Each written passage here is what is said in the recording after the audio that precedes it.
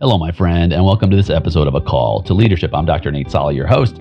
I am so glad you are here. Well, if you've ever been in business, you've probably heard of LinkedIn, and I have struggled in this area in terms of understanding how to maximize my network on LinkedIn. I know networking is important. I'm not quite sure often how to design my profile, what kind of posts. So I've invited an expert in this area, Donna Serdula, who has amazing insights. Can't wait for you to listen in, friend. I'm Dr. Nate Sala, and this is A Call to Leadership. Donna, thank you for being on the show. Nate, thank you so much for having me. Oh my goodness, this is such a treat because we live in a connected world, and the LinkedIn conversation we're going to have today, I think, is going to be just fire. And part of the reason is because I'm a student of LinkedIn, but I'm not a master by a long shot. And you've done some wonderful things in this space, writing extensively on it. And so your expertise is going to come in really handy with our listener. And I say that to say, so several years ago, I was encouraged to get on LinkedIn. And so I was just getting ready to start my leadership development program. Of course, I had an accounting and advisory firm for many, many years, but I wanted to start helping business owners and professionals in their leadership journey, especially with all the work I'd done at the academic level and so on. And so she said, you need to get on LinkedIn. I'm like, why? And she's like, because that's the place where business people connect. Yeah. So I started getting on LinkedIn. And I have to say, my LinkedIn journey has been very, kind of hit or miss. Like many people, I would expect that you would share that many people get on LinkedIn and they put a profile up, they post, and they're really just scratching their heads at like, okay, I have no idea what I'm doing. Yeah. A lot of people think of LinkedIn as just a place to go if you're looking for work, if you're a job seeker. And that's a huge, misunderstanding, because like your friend said, it's a place where business is done. It's a place to tell your story. It's a place to connect and build your network. It's a place to really engage with people through content. And what's nice is it's a place where you can go. You can create content, or you can curate content, or you can simply just engage with the content of your network. So there's a lot of different ways of really looking at LinkedIn and making it work for you. Well, this is so important because someone listening is like, yeah, I get it. I know LinkedIn is important. I've gotten the ball rolling, but I need help. And I think that's me too. So if we could start in a place that I think most people start, which is their profile, right? Yeah. This is the natural starting point. I've probably changed my profile half a dozen times, and I don't even know. At this stage, and this is part of the reason why I don't know what I don't know, is because I haven't had enough Donna in my life. Because, and I'm sure you've seen my profile. I'm looking at it right now. Oh my goodness! All right, test subject, Nate Sala. So I'm sure as a professional, just like when I'm grading a paper at the university, which I'm actually in, we're in the first semester of the fall session. I'll be grading lots of papers. You probably already say, okay, C- here, B+ here, right?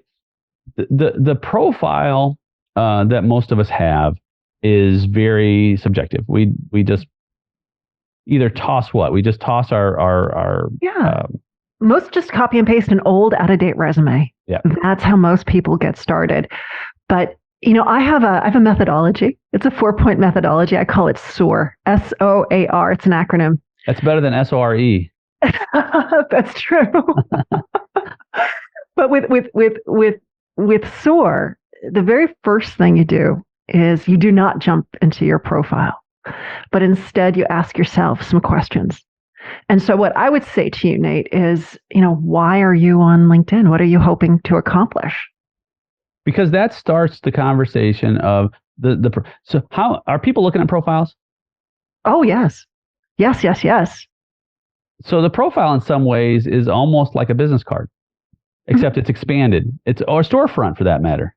It is. It's all of those things. And it's so much more robust than what you would find on Facebook or Twitter or TikTok. I mean, you can truly use this as a portfolio of almost even almost like a website for yourself.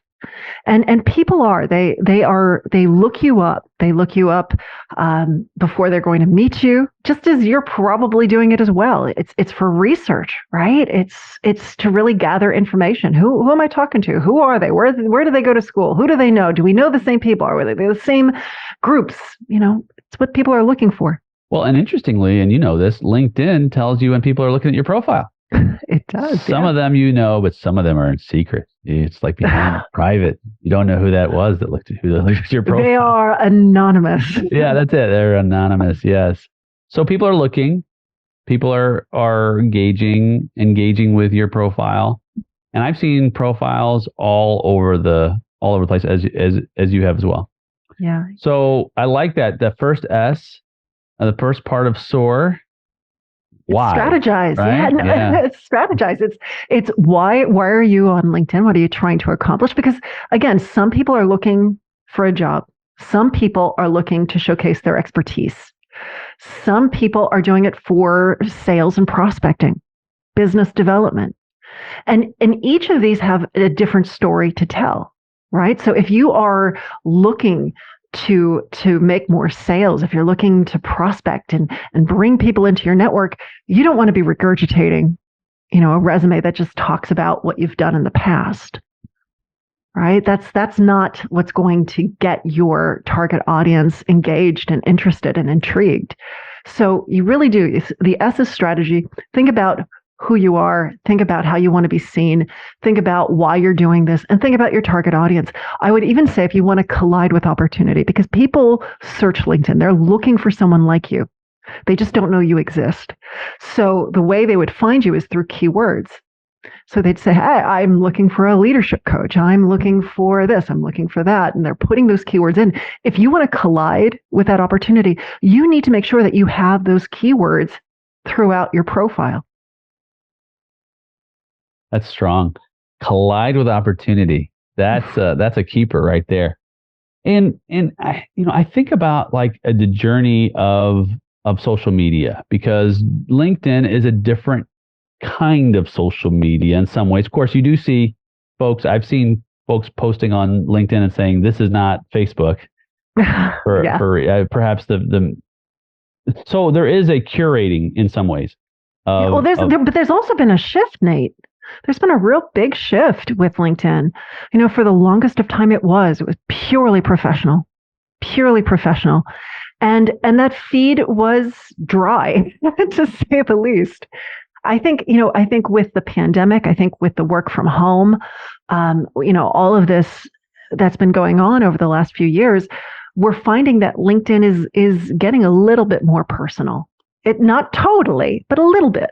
Yeah, no, I agree. And I can't wait to segue and talk about that more because I do want to discuss before we are done today about postings. Yeah. So as we're forming this amazing profile, so I'll give you an example. Mine needs work. However, my goal on LinkedIn is not to necessarily sell a product. People want to do business with us, great.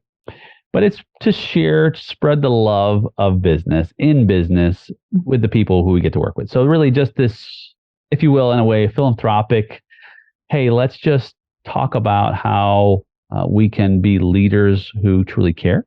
Yeah. And having that conversation. So I found, interestingly, that my profile doesn't really speak to that. Now that you're bringing this to my attention, right? Now I do say you'll probably see that my opening is not a description of what I do for a living. It does not say my organizations or any of that. It just says lead with love. Yeah. Which is nice. Yeah, it's nice. Okay, good. So it's okay. Nice, but at the same time, I think we could flesh it out a little bit more. Yeah. And give more intel as to who you are and what you're doing, so people get a better sense. Because right now it's just Nate, lead with love. Why should I read this? How are you helping people? What do you stand for? What is that value that you're bringing?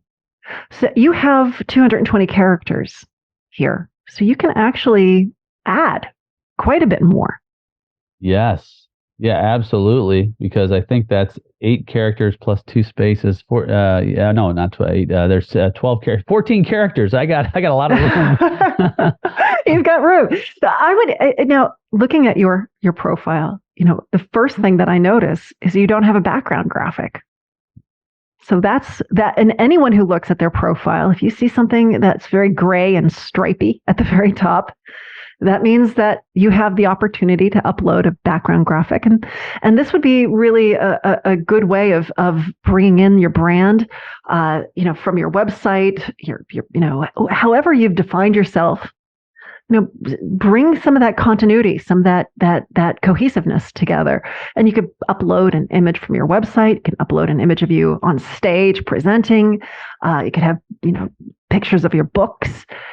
There's no end as to what you could put up there, but something I would love for it to truly illustrate your brand, who you are and what you do. You hit it right on the head. So this is, the illustration of your brand, and it's a showcasing of how you desire to be perceived. Yeah, because you control how others perceive you by the stories you tell and how you present yourself. We tend to forget that. Yeah. That when people are making those judgments, it's based off of what we've put out there or what we haven't put out there. Great, well said. I mean, and then we have a responsibility. Mm-hmm. Yeah, we want that control. We want to be able to say and really make sure that people are seeing us as who we are and where we want to go. The other thing I see here is a profile picture of you in profile. What does that mean?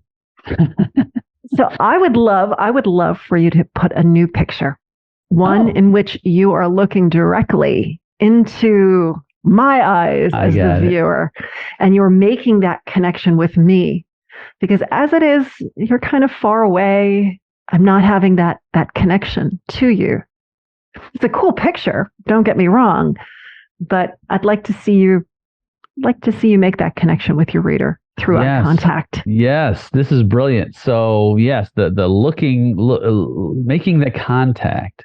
This is something that it's foreign to us in the terminology that you're using, because you're like, well, this is digital media, but you're making contact even with your eyes in a photograph is contact. Yeah, it is. So I would love to see that. I like that it's black and white. I would keep it black and white because that's something you don't see often. And so because you don't see it often, it's going to catch someone's eye. If for other people who are listening, if you have a color photo of yourself, keep a color. You don't need to go black and white. But definitely, for those who are entrepreneurs, we want to be seen as successful. It's just, that's what we want. To be successful, to be seen as successful. One of the best ways of doing that is through a professionally taken headshot. That was my next question. You beat me to it. Don't get your iPhone out and snap a picture in your bathroom. You could do that. You could do that. But hey, the iPhones take great photos, but I want you to look like money. I want you to look like success. And yes, you could. It's good enough to do an iPhone, to do it yourself. But if you really want to be seen as someone who is, doing good, making things happen, to get that professionally taken headshot is a good thing. And my favorite photographer, I love Peter Hurley, and he has a website called headshotcrew.com. You can get anywhere on the world. You can go there, put in your town, your state, your country, and you can find photographers that do a really, really high level good job.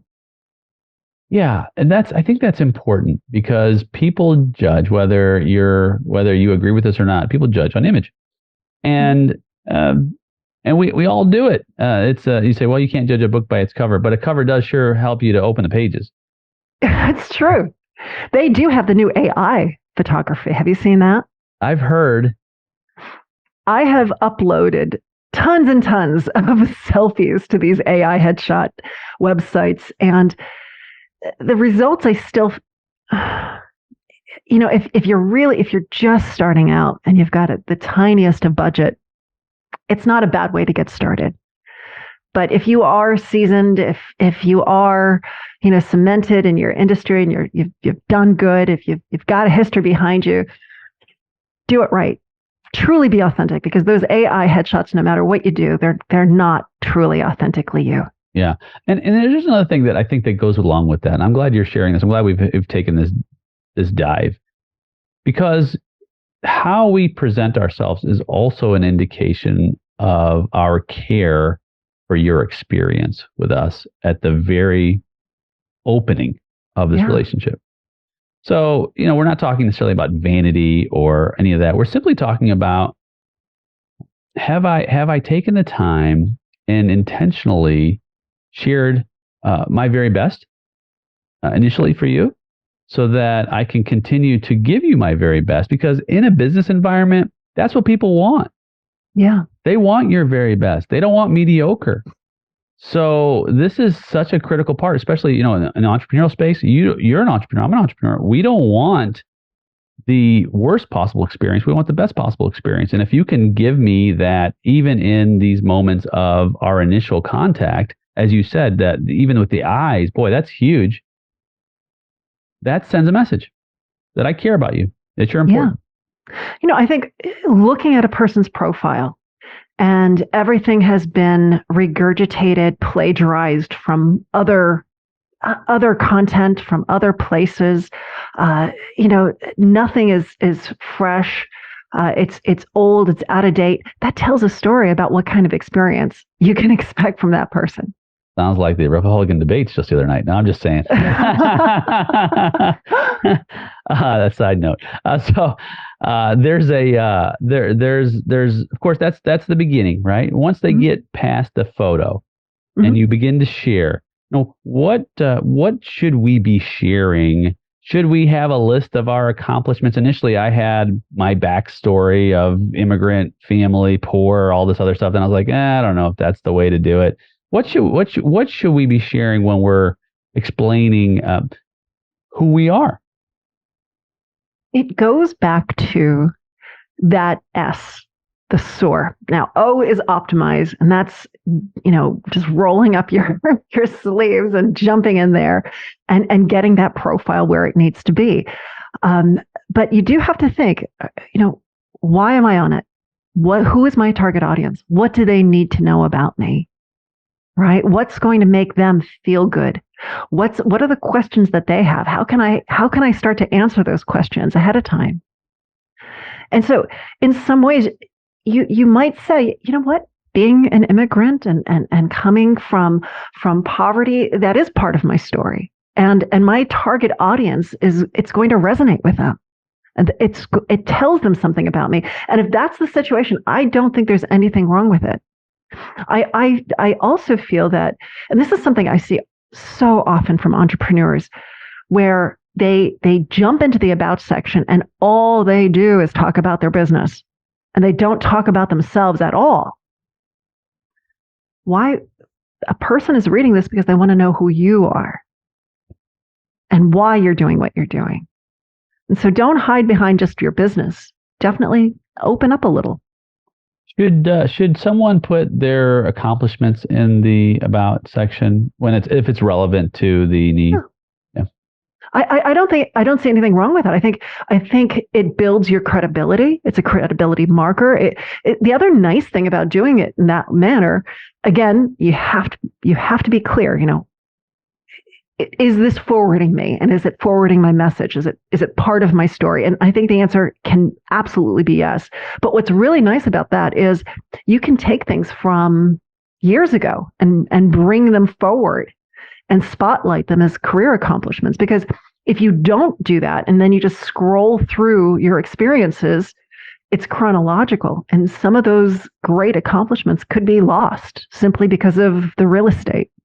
That's right. Yeah, I agree. I think that the accomplishments, the historical credibility is important to share what is relevant and recognized, so that people know where you shine.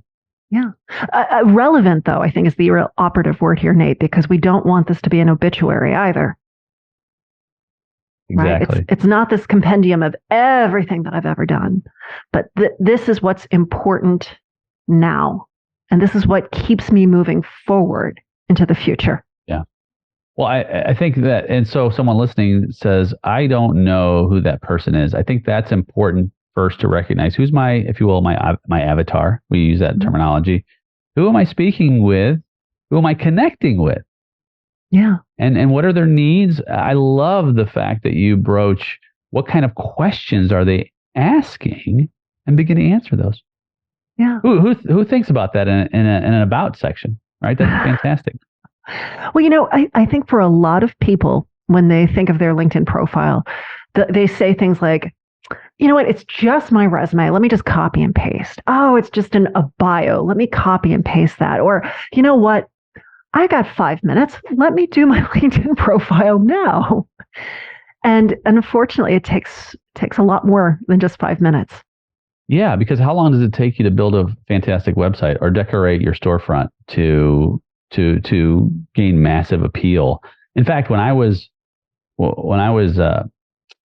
been in business for about 6 years, and I had my tax business, and I wanted to move to a different location that was a better office, and I was actually inside of a mall. So I had this idea. I had an actual office, and I said, this tax season, I'm going to open a location in a mall, the busiest mall in our area. And I spent so much time decorating the windows, which are see-through, all of the pillars, just the design of it, so that it was so attractive that, by the way, it was on the way into, you had to pass by us to get to the H&R Block. So it was so attractive that folks would say, I need to have a talk with them. And I had a sign that said 24-hour refunds and no upfront fees and all these things that applied to that demographic at the time. This is back in 2001, so many, many years ago. And it was remarkable, Donna, how many people were attracted to come and at least have a conversation with me. I don't think it's much different. The way you're describing it, I don't think it's much different of the level of care and concern for this aspect of the journey or the experience. I agree with you. It's a place where you can tell your story. You can get deliberate. It's a reason to get deliberate, right? So for so many people to sit down and do this, no one really wants to. But to say to yourself, I'm going to do LinkedIn. I'm going to do it right. This is your chance to get deliberate and to really take that time to be thoughtful. So, speaking of thoughtful, you begin to have folks who want to connect with you on LinkedIn, and they either follow you or they ask you to join, connect with you in the network. And you have LinkedIn contacts. I don't know, they're not called friends, right? Are they just called contacts? Connections, right? Of course, connections. And so you get these connections, and you begin to add content, valuable content, which you think is valuable, but some of it nobody is engaging with. Crickets. Some of them massive engagement. And I'm interested to hear, and I know that our listeners are interested to hear, okay, once I get myself into LinkedIn, and I know it's important for connections in my business, because the network is extremely important in business. Let me just back up. I have a lot of education. I would trade it all for the network. It's that essential. And the old saying, not what you know, but who you know, still applies. Your network is your net worth. Yeah. And so it's really critical that we connect with the people who are relevant, as we had said, to the growth of our endeavors and their endeavors mutually. So I posted a lot over the years, and I found some posts do have a lot of engagement. Some posts have hardly any. I found that the ones that do are usually celebrating something or illuminating a challenge that has been overcome. when I posted on tax topics or, how to, engage your team after an event, they've fallen less excitingly as far as level of engagement. But when I'll post about, I don't know, someone who I met that was inspiring in business, or if I share something about my own family, and I talk a lot about my son and entrepreneurship and being a parent as an entrepreneur and raising an entrepreneurial child, those get a lot of engagement. So what's happening here? Dissect this for me. What's going on? If you think of it yourself, when you scroll through that LinkedIn feed, what pops, what moves you? And it's when people are authentic, they're real, they're vulnerable, they're sharing a side of themselves. That's what grabs people just normally. And those are the posts that you're finding are doing very well. It doesn't mean that you don't continue to educate and add value and talk about your true topics, but recognize there is going to be an ebb and flow. And the more content that you put out and you get that engagement, even on the pieces that aren't as huge, they're still getting eyeballs. And that's what we want. We want to keep reminding people we're here. We have something to say. And when they do need you, they're going to remember you. Really good point. Some time ago, I saw someone I hadn't seen in a while and said, "Hey, I really enjoy your LinkedIn posts. Keep them coming." Well, this person never engages through LinkedIn, so I never know, except for this interaction I had. I'm like, wow, as you said, you have eyeballs on these, even if it's not eyeballs that press a button. Yeah, it's so true. It's so true. What I would say is this: be consistent. You don't have to post every day. It's great if you can. Don't hear this and say, "Oh, well, I don't have to do it anymore." If you can, absolutely. But the consistency piece is more important. So choose what is sustainable for you. If that's once a week, fabulous. If it's 3 times a week, fabulous. If it's once every 2 weeks, that's still great. But just do it consistently. And do it in a manner where you're adding value. You're educating, you're inspiring, you're motivating. It's not about selling. It's about creating those relationships. And what I want is, when you create the content, recognize that the content that does best on LinkedIn is the content that gets engagement. So write your content where you're asking questions. That's good. So don't have AI write all your content? Look, AI it's like, toothpaste out of the tube. We're never going to put it back in. And I do see it as a fabulous tool.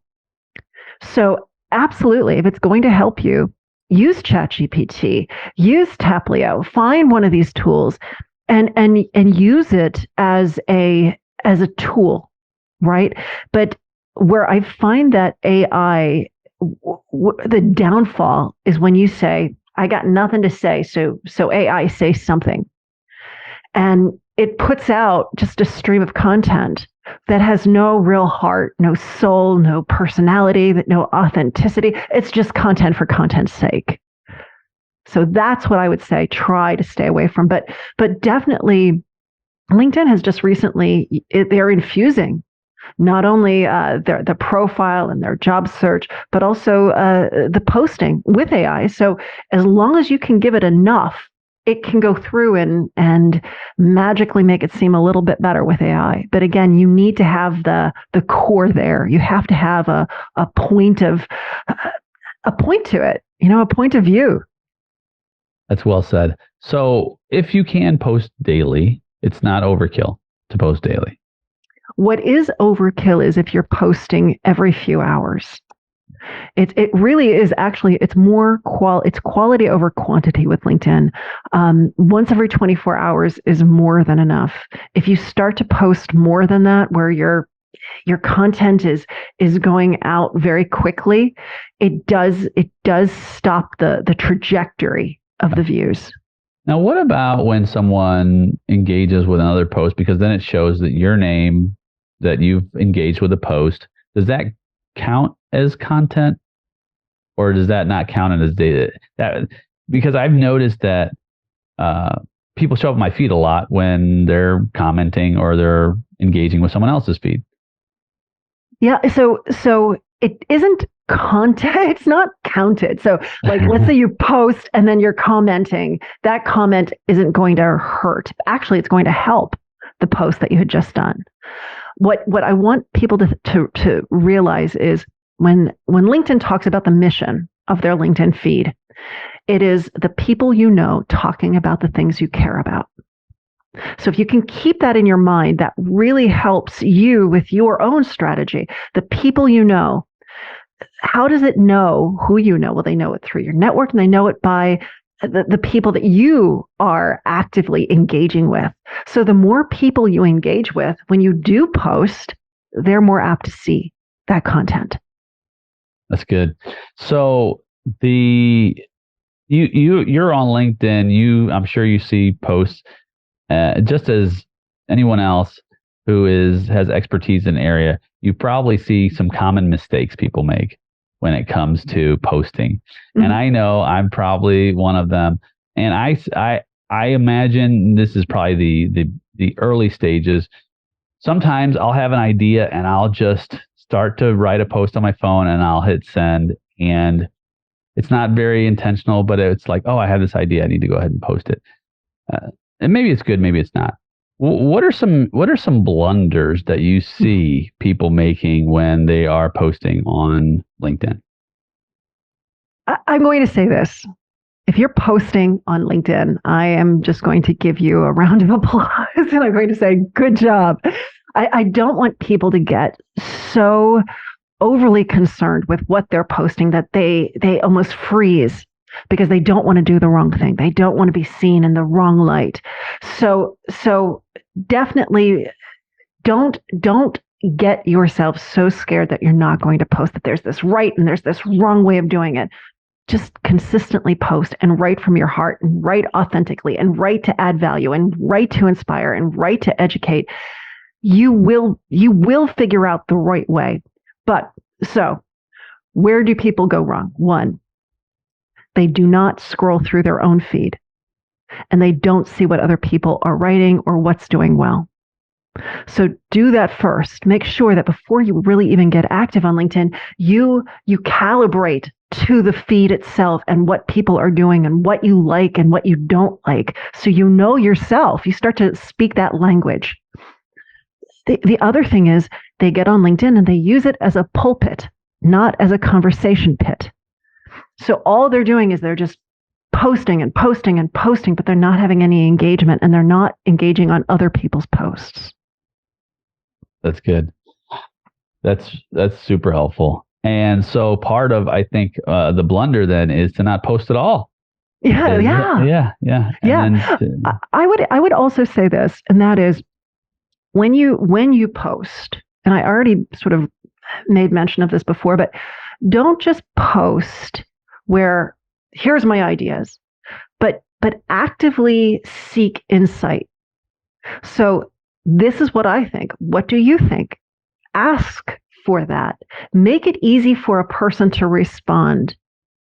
And when you do post, that very first part, try to make it hooky. Like make it something where a person's like, I got to hit that see more. I want to learn. I want to know where they're headed with this, because that's kind of crazy. Something that hooks them. That's great. The other thing that I'm seeing that works really well, like what are the posts that perform best? If you can add a picture, that selfie. I'm looking at yours. There's a lot of pictures of you smiling, and that's wonderful. You're making that connection. So a selfie is a fabulous way to do that. If you can create one of those document posts where there's the slides, and that's another way of really, illustrating and adding, interest to your content. Even polls still do very well. Not every day, of course, but if you have an idea for a poll, put it out there. Because that by itself is asking for engagement, and that's why it does so well. These are excellent thoughts and very wise. You've done your homework. So 15 years in. 15 years. What's a decade? Overnight success. Someone listening saying, I get it. Thanks, Donna. Appreciate Nate, you bringing her on. But I'm busy. I don't have time to post myself. Is it wrong, or is there a way to have someone else post in your voice? I do believe that it can be done. I don't believe that it's something where you just simply say, oh, go post, and a person does it. Because if they're creating that content, it's not authentic, it's not genuine, it's just content for content's sake. Which, again, as long as you're popping up on people's radar, that's not necessarily a bad thing, right? It's that drip feed marketing that we really strive for. But, I would say that if you are going to hire someone, make sure that you're a part of the process, and you're giving your input, and you're looking at it, and you're also popping in and scrolling through and engaging. Yeah, there's that authenticity piece. Once you find out that there's a best-selling book and someone had a ghostwriter, it's like, well, they didn't write the book, right? Or perhaps, but if they had engagement and they had someone actually take a narrative, there's a different story, because then you're still engaged and involved. Well, it's a different world anymore, Nate, and it is hard to write about yourself, and that's why we write LinkedIn profiles. It's helping people tell their story, because it's hard to do it yourself. And even though there's tools out there that can help you do it, I think it's not so much necessarily the writing that's so difficult, but it's just having that objective eye, that party who can kind of help you really tell the right story. Yeah. So you can help me improve my profile. Absolutely. All right, we're gonna do it. And so when this after we're done with this episode, I'm gonna make sure I get on your calendar so that I can get my profile improved. And we'll also put in the show notes how people can find you so you can help them too. Thank you very much, Nate. Absolutely, Donna. I really appreciate you being on the show. Any final tips that you would want to give our listener as they embark on this journey called LinkedIn? Yeah, there is actually. I want you all to really recognize that you've worked hard, and you have earned it. You deserve to have that profile and that brand, and I recognize that you have that power to shape how others perceive you, and it will make a big difference. It will make a big difference, because not only is it potentially more business, but it's more relationships, it's more opportunities. There's so much that comes when you're able to say, this is who I am, this is why I do it, this is what makes it different, and this is why it matters. Indeed. Thanks for being here, Donna. Thank you so much for having me.